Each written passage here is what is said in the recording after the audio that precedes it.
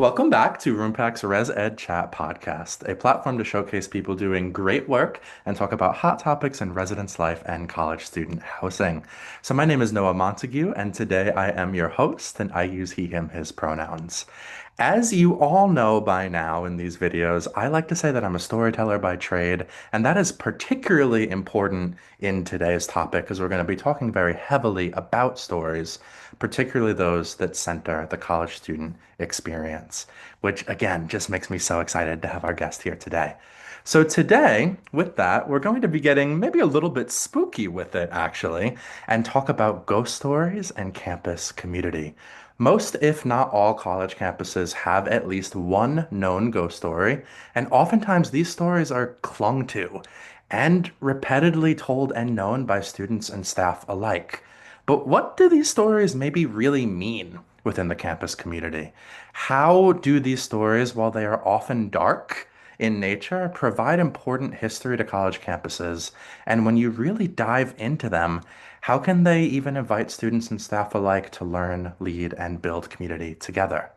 So today's guest has done a great deal of research into this topic, actually, and I am thrilled to have her here with us today. I first met this individual a few years ago, and now I'm privileged to call her a friend and a colleague and just a cool human in my life. So I'm excited to introduce her all to you today, and I'm going to let her do just that. So you want to take it away and introduce yourself? Yeah, thanks, Noah. Hello, my name is Evelyn Mendlowitz. I use she, her pronouns. I am a resident director with Noah, so I have also gotten to know Noah for the past few years and also very happy to call him a friend. We kind of approached doing this podcast, like this conversation together, and I thought it was a really cool thing. And I was like, I've got things to talk about. This could be a lot of fun. So I'm really excited to do this. Noah mentioned that I do a lot of research in terms of kind of the macabre, the spooky, things like that, and how it ties into student leadership, trauma-informed care, things like that. And the way I got involved with this is actually kind of silly. So I went to ACPA in New Orleans, which is a conference in 2023. And while I was there, there was a presentation called Stories Told in the Dark, and it was an in-depth look at ghost stories. It was presented by Andrew Skelly, Sarah Weiberg, and Brittany Connor. And their presentation had me wrapped. I remember I was incredibly sick while at this conference, but I was so engaged in this presentation because I thought it was so cool and so unique and such a fascinating topic to begin thinking about. So what they had talked about really was talking about like ghost stories on college campuses and why they were told. And then I wanted to kind of run with that idea and take a further look about ghost stories being told on college campuses. Plus, I'm a bit of a fan of the macabre and the and the silly, interesting ghost story-esque, spooky type of conversation. So I was like, yes, this is really cool. I love it. Yeah. And as we were just talking about what we could discuss together, just this immediately came to mind to get to share your thoughts and your experience and their research as well a little bit further in this space.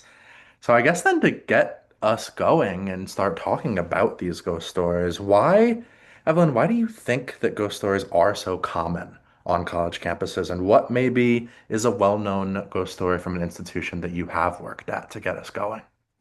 Ghost stories on college campuses are so common. And I think it's just because people want to learn about where they're living, where they're spending a lot of their time. And I think it's very natural that people are curious about the place that they are, especially because most colleges are hundreds of years old. Yeah. Whether it be the institution as like an idea or the institution itself being there for so long. So I think people look and want to find out more. And a way that that's just naturally come up is ghost stories. So I think a lot of people definitely lean towards ghost stories as a way to learn about the history about wherever they are, whether that history is true or maybe warped a little bit within that story, Mhm. is really going to depend on the ghost story in general. Um, so like I'm working currently at Miami University in Oxford, Ohio. And there are several well-known ghost stories here on campus. One of the most discussed ghost stories here is about Helen Peabody. And Helen was um, the there's been discussion about whether she was a principal of seminary, exactly who she was, Mhm. but she worked at the women's college when part of this campus was separated. So this campus used to be a women's college on one side, so on our western side of campus, and the other side is Miami University, and then there was a women's college. So when there was that separation, so it was back in the 1800s, Helen was often frustrated with men from Miami University coming onto the women's campus and being in the residence hall rooms, in the buildings, things like that. It's been said that when she died, she is haunting Peabody Hall, which Mhm. is the hall that was named after her on that western side of campus. So when men are said to be in that building now, they hear scratching, they see her, they get just cold feelings, never wanting to be near her, and trying to avoid Peabody at all costs. So I think that's probably one of the most well-known ones that we have here. And then further into this discussion, I can talk more about kind of the implications of what that story Yeah. does. But Mhm. that's probably the most well-known one. Definitely. In my experience too, Helen is definitely the most well-known present story that I have seen in the schools that I've worked at. That said, I am aware at one of the buildings on my campus currently, students do claim to hear things and claim to see things. I run three residence halls, and one of them is from 1825, is when that building was built. And students will often say that they had something change in that like something might be moved when they weren't noticing it, or maybe their clock was set for them and something of that nature. And that comes up a good amount. I actually had students think that I lived in the attic of that building for a very long time, and I had to walk them through the fact that I didn't. And that was a whole conversation because I think I had three students in my office insisting that I lived in the building that I did not even live in. I Uh, think it has gone to such lengths where yeah, people have requested to move out of buildings that they believe have been definitely. haunted by some type of presence, for sure. There's been cases of people wanting to be moved because of, like you said, things moving, Hmm. timers going off. I know somebody said that they woke up with like scratches on their arms and they were like, it was not from me. I don't know what happened. So Hmm. it is very, very common for that kind of Hmm. question to be brought up by residents. Yeah. And whether you believe in ghosts or not, students have come to me to talk about these things and to have these conversations. I know at my own undergrad, we didn't have ghost stories public in the same way that we have here at Miami currently, but it was very well known that our residence halls that I lived in and I was an RA in were built by a prison designer. And the overlap between that. There's a photo, a painting of a woman on the wall in my residence hall that I was an RA in undergrad, almost all the way up on the ceiling. You couldn't read it. You could see that it was a plaque, but we often would talk about that woman being the spirit of the building. And that was like an ongoing, almost space that people like connected over, which I think is part of kind of going into my next question a little bit as well with that students are having experiences that they then come to talk about and talk about with each other. What do you think that ghost stories tell us about campus culture, if anything?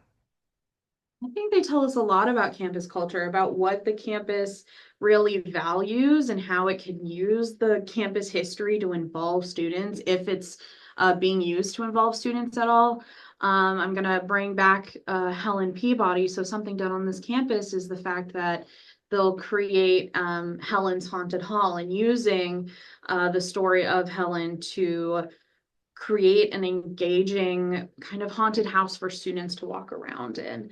And I think that is really telling about what's being valued and how ghost stories can be used on a college campus to engage people, bring people in, create something more interactive. But I think it's also tricky because one of the big parts of the research that I really enjoy doing and talking about is how ghost stories, yes, they're interesting and yes, they're great to listen to, but they can also bring up a lot of trauma. They can also bring Yeah. up a lot of really difficult conversations, can create some negative light on some different things. So I think it's kind of a double-edged sword in fact, because yes, we want to include people and we're going to use these stories to bring people in and have conversations, but what are those conversations actually talking about? So in terms of Helen, those conversations are like, oh yes, let's go, walk through this haunted house because she was this person that haunted and is really mean and things like that. But that's if the story is told in a certain perspective. If the Yeah. story is told in a different perspective, it could be that she was protecting her students because she was wary of these men coming onto the campus and she was really worried about her women identifying students. And I think it's really important that when we think about ghost stories on campuses, the way that they're being told in order to create that engagement is very important and a lot of the times not really discussed. Yeah. And I think that is huge. And I love that you're bringing that up here because how we talk about any story, especially in the residence halls with students who are living here, is so crucial, and how they experience these things is massive to think about in that space because it is how are these stories being told then determines how students are going to retell them and interact with them and how they are going to build community or not. You brought up students wanting to leave a residence hall due to something that they heard or that they experienced or that they believed in or didn't, and what that looks like when that trauma is not considered in that conversation, I think is so huge. And I'm grateful for you bringing that in. So I think that you kind of touched on this idea a little bit already, in how ghost stories or campus legends can actually build community in residence halls. But I wanted to see if you had anything else that you wanted to share there that you've seen. Think one of my favorite memories from when I was in undergrad is I went to Bloomsburg University in Pennsylvania for undergrad. And one of the residence halls I lived in Montour Hall my sophomore year. And we firmly believed there was a ghost. There wasn't any ghost stories Yeah. for that hall, but as a group of people, we kind of made one up to explain some of the things that were going on. I mean, that building was older. There was some crickety Older is a great way elevators. to put it. Yeah, it had character, Mhm. but there were some just creepy things in the basement, which is where our laundry was. I remember the elevator doors would open and shut with no explanation, things like that. And because there wasn't an actual ghost story, we made one up to fit and answer the things that we were scared of. Yeah. I remember my friend and I, or my roommate and I, would go into the basement to do our laundry. And in order to feel more safe, we would have a conversation with this ghost that we fully made up because there wasn't an actual story there, but we were scared. So we made up a ghost. His name was Reggie. Um, and we would talk to Reggie when we would go do laundry. If something in our room just mysteriously made sounds, something like that. But in order to explain our anxiety and our fears, we created a friendly ghost to kind of make us feel better about the place that we are in. So whether it was a ghost story was already there and community develops around it, ghost stories can also be created by the community to make them feel more comfortable and make them feel more safe, secure, happy, whatever you want to say, but it makes them feel better and it can explain something that might not be there or whether it is Yeah. I think that is so, so, so cool because it's something that I think about a lot is the nature of people in creating stories to create like a like understanding and what that looks like, especially in college spaces as students are coming in and they're figuring themselves out in so many ways, especially in the residence halls, and having that space to be like, okay, this is something we're all experiencing. Let's let's name it Reggie. Let's figure out there. what what we're dealing with and what we're looking like. I know that I've had a few students, not exactly the same type of situation, and that they didn't name the ghost or the like-minded experience or story in that capacity. But again, those several different students coming into my office to ask me that question of, you live in the attic, right? Because we hear people moving around, we hear this, and it is a little bit comical, but it also is students talking and building this idea of what they're experiencing in their living space and being like, okay, that makes sense that this is the case. Let's work with that and create that space, especially in that time of transition where things kind of need to make sense as they're figuring out college and figuring out living in a new place, having a roommate, exploring that different experience. And if something doesn't make sense, maybe having those stories can be helpful for Yeah, students. I mean, that was one of the biggest reasons that ghost stories started becoming so Yeah.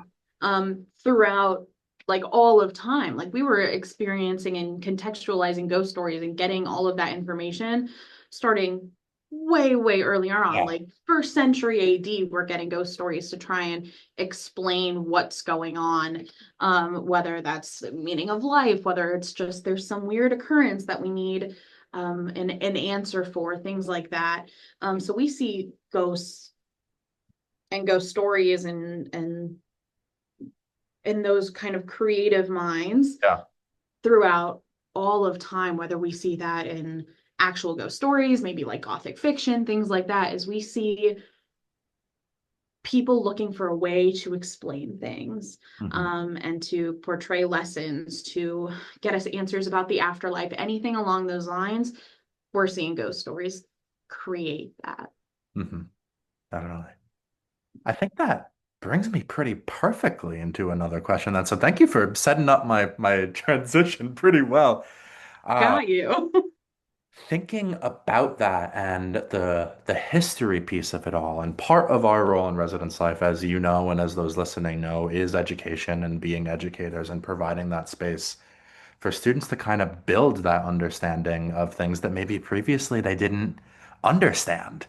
And college is such a heavy, heavy time of transition and new experiences and confusion and learning who people are. So it's almost natural that students would cling to stories to figure out ways to make sense of it all. But what skills maybe would you offer to staff that they can build to help facilitate that programming and that education around legend, history, and storytelling in and of itself? When students come into college, I think something that they're looking for is for like-minded folks to share their passion with.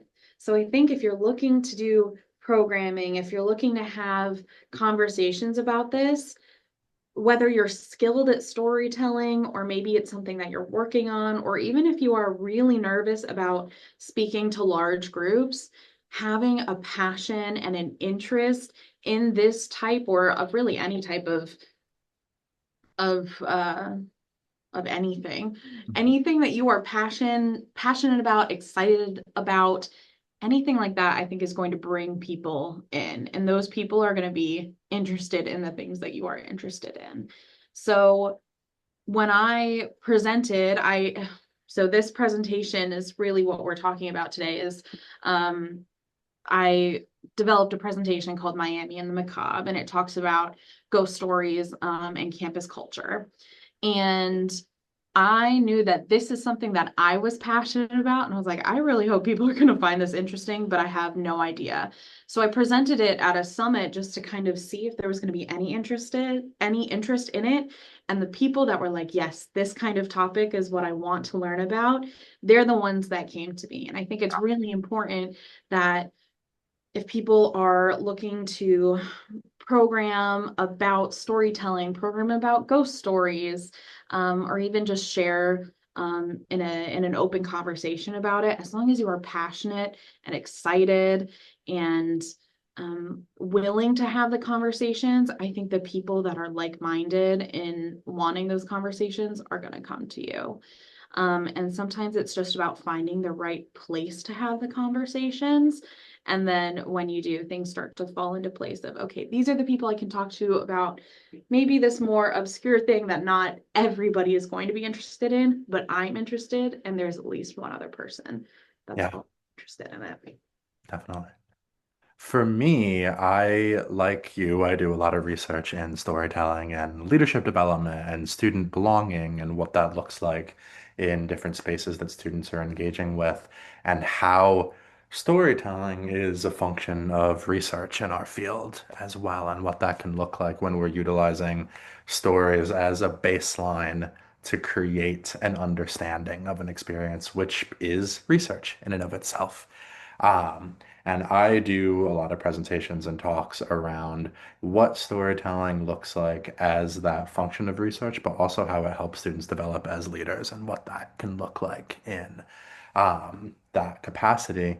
And in my own research, I've read a lot into ideas of counter story and what is actually being talked about versus what stories have not had the space to be told, which I've been thinking a lot about in what, even in this conversation, particularly when you mentioned how the story is told is so crucial with Helen Peabody. And if we are telling it through a lens of Helen hated men versus Helen protected the women in her halls, is a completely different story. And it highlights a marginalized community that maybe was not being talked about and did not have stories being told about at the time.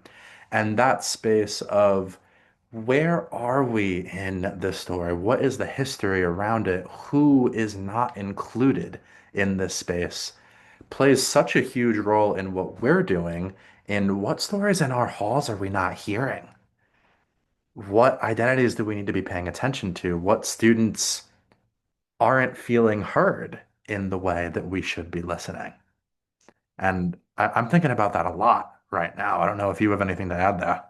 Yeah, absolutely. Something you said really kind of piqued my interest, and you had mentioned that Mm-hmm. we have to look at stories through different lenses, right? Definitely. Like when we're just reading books, whether it's fantasy, sci-fi, whatever it's going to Mhm. be, there's different points of view. And I think it's really important that when we're telling stories, we have to look and explain the various points of view when we're telling them too.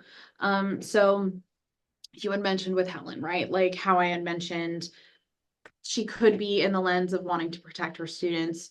I think it's really important that we look at all ghost stories when we're telling them through these different lenses and through these different ways of saying, how are we actually explaining the stories? What are we Yeah. actually saying when we're telling these ghost stories? Yes, we're saying that she was haunting these spaces, right? But Hmm. we're actually saying this is why she was doing it. Here's, her specifics deep down. And I think that gets more into the specifics of why I like talking about this, which is what actually happens when we're hearing ghost stories over and over again, because ghost stories can be really harmful in a way because they can enforce like stereotypes. They can really form unconscious biases that we're not thinking about when we're just hearing something fun and exciting or what we think is fun and exciting as a ghost Yeah. story. Um, so something that I talk about a lot with this is like unconscious biases. So with Helen, the way that people are talking about her makes them think that, oh, she hated men, when in Hmm. reality, she wanted to protect women. But it's not only ghost stories we hear that with, right? Like even like myth and legend and lore, we hear that too. And that makes me think of Medusa off the top of my head. Is stories that we tend to hear about Medusa is that she was this evil woman with snake for hair, and that she could turn anything she wanted to touch into stone. Whereas other people that tell that story, other ways that story is told is she was granted the gift of turning people into stone to protect her from a really traumatic experience that had happened to her, and that being able to turn people into stone was a gift, so she was able to protect herself. Yeah. I think it's really important that when we're telling these stories, we have the conversations of who were these people in the stories, and how can we make sure their experiences are being shared and explained in a way that actually puts them in the light of who they were rather than something to entertain. So it should be more of an education rather than an entertainment, or a type of both. Hmm. Definitely. And I think that that really connects us kind of back to the beginning with this whole thing too, and you talking about this idea of trauma-informed care within these stories. And I'd love to give you the space to just talk a little bit more about that. Yes, please. I love talking about Mhm. trauma-informed care, especially with ghost stories and how important it is. And I want to make sure I'm giving credit where credit is due. So the articles that I was reading, one of like the most kind of forefront researchers and somebody that I had been reading about a lot was Laura Diaz de Ars, Mhm. or RJ. I'm not actually sure how to pronounce her name, but credit where credit is due. Her articles talking about the specter of trauma were really interesting to read about because she compared trauma and ghost stories really kind of side by side in how ghost stories is trauma expressed in a different way. So she talked about the kind of movement that we see through ghost stories and that same movement through trauma. So at the beginning of when you're going through a trauma slash talking about a trauma, it's very similar in the way ghost stories are told. So like that trauma took place or the haunting has been acknowledged, moves into trying to figure out how to address that trauma or how to talk to that ghost or how to like help that ghost move through something. And then, the task is completed through a ghost story, and I'm making this very short, and it's so much more interesting and broad. But for the interest of time, right, kind of shortening this, but the task is being completed, the ghost is moving on in the same vein that, yes, we're able to accept and move on from trauma. So being able to see that correlation is really, really important when talking about ghost stories because, like I said, sometimes ghost stories make us relive trauma, whether that's the intention or not. And as I go into talking about this, I do also want to let listeners know that some of the things I might be bringing up can be really traumatic to hear. So please take caution in continuing to listen in on this point if it's something that might bring you unwanted memories or things to bring back from. So please take space if you need it. But one of the most common things we see are reliving trauma within ghost stories. And I think about like people in different stories, such as like The Haunting of Hill House with the bent neck lady, which talks about suicide, specifically talking about hanging and how really upsetting that is to not only see on a TV screen, because this is one of the, I think it was a Netflix special or something like that, but seeing that and being not necessarily forced to relive it, because yes, you can choose to watch this, but it's something very jarring to see um, on the screen in front of you. So you can be reliving a traumatic experience, whether it's something that um, you've had happen to yourself in your life, knowing somebody that has gone through um, the spectrum of suicide, whether it's ideations, follow through, whatever that might be. But you're seeing that happen again within a movie or a TV show. There's other times where we see trauma being reinforced as well, with like different um, like vehicular accidents. So there's a story again here in Oxford about a ghost biker, and that was somebody that was running or motorcycling to see a lost love, took a turn much too quickly and wound up decapitating himself. And people now talk about this ghost as like, be careful on the roads because this could happen to you type thing. And that's not only reliving trauma of a particularly terrible incident, but also can reinforce just stereotypes of terrible things. Like this ghost biker was, running and going forward to find his love. And I think that that can reinforce harmful stereotypes of like needing to get to these people really, really soon and not being safe and careful and things like that. But in terms of using trauma informed care when talking about these different stories, it's also so so important to make sure that when we are having these discussions, we are using TIC, so that trauma informed care, to make sure that these stories are not creating more harm than what's already been established. Mhm. So I like to talk about creating space for these stories as an educational um, way to entertain rather than entertaining to entertain. So if we are utilizing a haunted house, maybe also talking about here's how this haunted house can affect other people and can really change the way that people are thinking about the various situations that happened. Mhm. Yeah.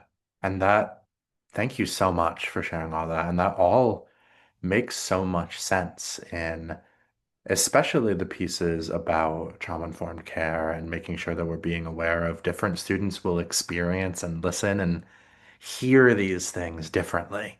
And they'll have different reactions to them. Different people will have different reactions to them. And I often like to say that anything that can happen to a person can, of course, then happen in a residence hall and can have happened to a student that is living in a residence hall.